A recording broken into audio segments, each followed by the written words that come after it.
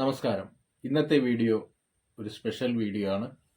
അപ്പോൾ എല്ലാവരും സ്കിപ്പ് ചെയ്യാതെ മുഴുവനായിട്ട് കാണാൻ ശ്രമിക്കുക. ഇന്ന് നമ്മൾ പറയാൻ പോകുന്ന വിഷയം എങ്ങനെയാണ് ഉരുൾപൊട്ടൽ ഉണ്ടാകുക എന്നതിനെ കുറിച്ചാണ്. നമുക്കറിയാം 22 ഡിഗ്രി ചെരിവിന് മുകളിലുള്ള ഭൂമിയിലാണ് ഉരുൾപൊട്ടൽ ഉണ്ടാകാറുള്ളത്. അപ്പം അങ്ങനെയുള്ള സ്ഥലത്ത് എന്തിൻ്റെയൊക്കെ അടിസ്ഥാനത്തിലാണ് ഉരുൾപൊട്ടൽ ഉണ്ടാകാൻ സാധ്യത കൂടുതലുള്ളത് എന്ന് നമുക്കൊന്ന് പരിശോധിക്കാം. അവിടെയുള്ള മണ്ണ്, അതുപോലെ തന്നെ ഉരുളൻ കല്ലുകൾ, മരങ്ങൾ, നല്ല കനമുള്ള മരങ്ങൾ, ഒരുപാട് വെയിറ്റുള്ള മരങ്ങളും ഉണ്ടാകും.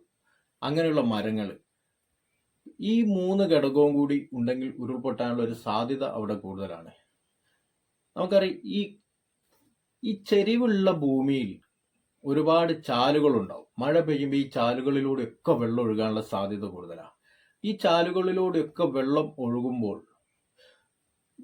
ആ ഒരു പ്രദേശത്തുള്ള മണ്ണ് വെള്ളം കുടിച്ച് ഒരു ബലൂൺ പോലെയാവും. ബലൂൺ പോലെയാകുമ്പോൾ ഇതിൻ്റെ അകത്തുണ്ടായിരിക്കുന്ന ഉരുളൻ കല്ലുകൾ, ഈ ഉരുളൻ കല്ലുകൾ കരിങ്കല്ലിനെക്കാട്ടും കനം കൂടിയ സൈസ് കല്ലുകൾ ഉള്ള സ്ഥലങ്ങളായിരിക്കും. അങ്ങനെയുള്ള കല്ലുകളുള്ള സ്ഥലങ്ങളാണെങ്കിൽ ഈ മണ്ണിന് ഇത് താങ്ങാനാവില്ല. പിന്നെ 2-3 ദിവസം അല്ലെങ്കിൽ ഒരു 2 ദിവസം ചാറ്റൽ മഴ നിർത്താതെ പെയ്യുകയാണെങ്കിൽ, പിന്നെ ഒരു ശക്തമായ മഴയും അതിനോടനുബന്ധിച്ചൊരു കാറ്റും കൂടി അടിക്കുകയെന്ന് വെച്ചിട്ടുണ്ടെങ്കിൽ ഈ കനം കൂടിയ മരങ്ങളൊക്കെ ഉലയാനുള്ള സാധ്യത കൂടുതലാണ്. അങ്ങനെ ഉലയുമ്പോൾ ഈ മണ്ണിന് ഉൾക്കൊള്ളാൻ കഴിയാത്തൊരവസ്ഥ വരും. അങ്ങനെ ആ ഒരു ഭാഗം ഇടിയാനുള്ള സാധ്യത അല്ലെങ്കിൽ ഒരു ഉരുൾപൊട്ടലിലേക്ക് നയിക്കാനുള്ള ഒരു സാധ്യത അവിടെ ഉണ്ടാവും. അപ്പൊ അത്തരം കാര്യങ്ങളാണ് ഉരുൾപൊട്ടൽ സംഭവിക്കാനുള്ള മെയിനായിട്ടുള്ള കാര്യങ്ങൾ. പിന്നെ നമുക്ക് പരിശോധിക്കാനുള്ളത് എത്ര കാലം കൊണ്ടാണ് ഈ ഒരവസ്ഥ അല്ലെങ്കിൽ ഉരുൾപൊട്ടൽ ഉണ്ടാകുക എന്നതാണ്. അപ്പോൾ ഞാൻ പറഞ്ഞല്ലോ, ഒരു 2 ദിവസം മുന്നേ ചാറ്റൽ മഴ നിർത്താതെ പെയ്യുകയാണെങ്കിൽ പൊട്ടും എന്നൊക്കെ പറഞ്ഞല്ലോ. ഇത് 1-2 വർഷം കൊണ്ടല്ല ഈ ഒരു സംഭവം ഉണ്ടാകുന്നത്. ആദ്യം, അതായത് ഒരു വർഷം ചിലപ്പോൾ ഒരു വെണ്ട് കീറലോ അവിടെ എന്തെങ്കിലും ചെറിയൊരു ഇടിച്ചിലോ മറ്റ് കാര്യങ്ങളെ സംഭവിക്കാറുള്ളൂ. പിന്നീട് ഒരു 2 വർഷം അവിടെ ഒരു പ്രശ്നങ്ങളും ഉണ്ടാകുകയില്ല. കാരണം വെച്ചാൽ അവിടെ ഉള്ള മണ്ണുകളൊക്കെ ഇളകി നിൽക്കും എന്നല്ലാണ്ട് ഒരു പ്രശ്നം ഉണ്ടായില്ല. അതായത് ചിലപ്പോൾ ഒന്ന് വെണ്ട് കീറി അവിടെ നിന്ന് എന്നല്ലാതെ പിന്നെ ആ ഒരു സമയത്ത് മഴ കുറവാണെങ്കിൽ ആ ഒരു വർഷം അവിടെ ഇടിയണമെന്നില്ല. പിറ്റേത്തെ വർഷം ഇടിയാനും സാധ്യതയില്ല. പിന്നെ 2-3 വർഷങ്ങൾ കഴിയുമ്പോൾ അവിടെ നിന്നിരുന്ന ഈ മരങ്ങൾക്കൊക്കെ വീണ്ടും വെയിറ്റ് കൂടും. അപ്പോൾ 2-3 വർഷമാകുമ്പോൾ ഈ മരങ്ങൾക്കൊക്കെ, അവിടെ നിന്നിരുന്ന മരങ്ങൾക്കൊക്കെ വെയിറ്റ് കൂടും. ആ ഒരു വെയിറ്റ് കൂടിക്കഴിഞ്ഞാൽ പിന്നും അതേ ഒരു അവസ്ഥയ്ക്ക് അതേ ഒരു അളവിൽ അവിടെ മഴ കിട്ടിക്കൊണ്ടിരിക്കുകയാണെങ്കിൽ അവിടെ വീണ്ടും പൊട്ടും.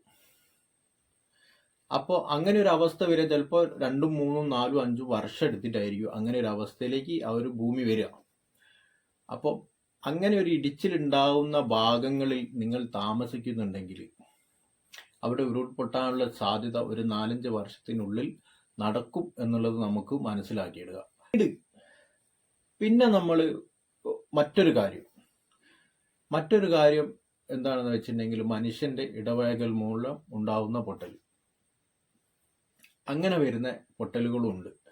അപ്പോൾ അങ്ങനെ വരുന്ന പൊട്ടലുകൾ എങ്ങനെയാണെന്ന് വെച്ചാൽ, നമുക്കറിയാം മലയോര മേഖലയിൽ ഏറ്റവും കൂടുതൽ കൃഷി ചെയ്യുന്ന കാർഷിക വിളയാണ് തെങ്ങ്, അതുപോലെ തന്നെ റബ്ബറും. മലയോര മേഖലയിൽ ഏറ്റവും കൂടുതൽ കൃഷി ചെയ്യുന്ന 2 വൃക്ഷങ്ങളാണ് തെങ്ങ്, അതുപോലെ തന്നെ റബ്ബറും. ഈ റബ്ബർ ഒരു സമയം കഴിഞ്ഞാൽ പാല് കിട്ടാത്ത ഒരവസ്ഥ, വെട്ടി പാല് കിട്ടാത്ത ഒരവസ്ഥ വരും. അങ്ങനെ ഒരു അവസ്ഥ വരുമ്പോൾ ഇത് മുറിച്ച് നമ്മൾ വിൽക്കും. ഈ മുറിച്ച് വിറ്റിട്ടുണ്ടെങ്കിൽ ഇതിന്റെ അടിഭാഗത്തുള്ള കുറ്റി അവിടെ തന്നെ കിടക്കുകയാണ്. അപ്പോൾ ഒരു 1-1.5 വർഷം കഴിഞ്ഞാൽ ഈ കുറ്റി ദ്രവിക്കും, സ്വാഭാവികമായിട്ട് ദ്രവിക്കും. അങ്ങനെ ദ്രവിക്കുമ്പോൾ അവിടെയൊക്കെ കുഴികളുണ്ടാവും. അങ്ങനെ ചരിവുള്ള സ്ഥലത്താണെങ്കിൽ മഴ പെയ്തുകൊണ്ട് ഒന്നോ രണ്ടോ ദിവസം മഴ പെയ്തിട്ടുണ്ടെങ്കിൽ ഈ കുഴിയിലൊക്കെ വെള്ളം നിറഞ്ഞ് ഇതിന്റെ വേര് പോയ സ്ഥലത്തൂടെയൊക്കെ വെള്ളം, ആ ഒരു പ്രദേശം മൊത്തം ഒരു ബലൂണ് പോലെ ആവുകയും ചെയ്യും. അതും പൊട്ടാനുള്ള സാധ്യത കൂടുതലുണ്ട്. അപ്പോൾ റബ്ബർ മുറിച്ച് കഴിഞ്ഞിട്ടുണ്ടെങ്കിൽ പിറ്റേത്തെ വർഷം തന്നെ റീപ്ലാന്റേഷൻ നിർബന്ധമായിട്ട് നിങ്ങൾ ചെയ്യണം. അങ്ങനെ ചെയ്താൽ പൊട്ടാൻ സാധ്യത കുറവാണ്. പിന്നെ നമ്മുടെ നാട്ടിലൊക്കെ ഏറ്റവും കൂടുതൽ ഒരു പ്രശ്നമുള്ള, എല്ലാവർക്കും ഒരു പേടി സ്വപ്നമാണ് നമ്മുടെ കോറികൾ. കോറികളോണ്ട് എന്തൊക്കെ ബുദ്ധിമുട്ടാണ് എന്നുള്ളതാണ് ഇനി നമ്മൾ പരിശോധിക്കാൻ പോകുന്നത്. അപ്പോൾ മലയോര മേഖലയിലുള്ള കോറികളാണ് പ്രവർത്തിക്കുന്നതെങ്കിൽ നമ്മൾ മനസ്സിലാക്കേണ്ട, അതിൻ്റെ തൊട്ടടുത്തുള്ള പറമ്പുകൾ അല്ലെങ്കിൽ അതിൻ്റെ തൊട്ടടുത്തുള്ള സ്ഥലങ്ങൾ ഒരു 4-5 മീറ്റർ ഹൈറ്റ് മാത്രമേ ഉണ്ടാവൂ ഈ പാറേനെ മേലെ കൂടിയുള്ള മണ്ണിന്. അപ്പോൾ അങ്ങനെ ഹൈറ്റുള്ള മണ്ണ് ഒരു പൊട്ടൽ പൊട്ടുമ്പോൾ എത്രത്തോളം ഇതിൻ്റെ ഒരു ശക്തി ഉണ്ടാവും, മുന്നോട്ട് പുറന്തള്ളുന്നതിനെക്കാട്ടും ഒരു 10 ഇരട്ടി ശക്തി ഇത് പൊട്ടുമ്പോൾ ഭൂമി താങ്ങുന്നുണ്ട്. ആ ഒരു താങ്ങല് ഈ മണ്ണുകളൊക്കെ പ്രകമ്പനം കൊള്ളിക്കാനും ഇളക്കാനും കൂടുതൽ സാധ്യതയുണ്ട്. മഴ പെയ്യുമ്പോൾ നമ്മൾ കാണുന്ന ഈ ചാലുകൾ, ചെറിയ ചെറിയ ചാലുകളിൽ കൂടി വെള്ളം ഒഴുകി വരുന്നത് നമ്മൾ കാണാറുണ്ട് ഈ മലേന്റെ മുകളിൽ നിന്ന്. അപ്പൊ അങ്ങനെയുള്ള ചാലുകൾ നമ്മൾ കാണുന്നതിനെക്കാട്ടും കൂടുതൽ ഭൂമിന്റെ അടിഭാഗത്തൂടെയാണ്.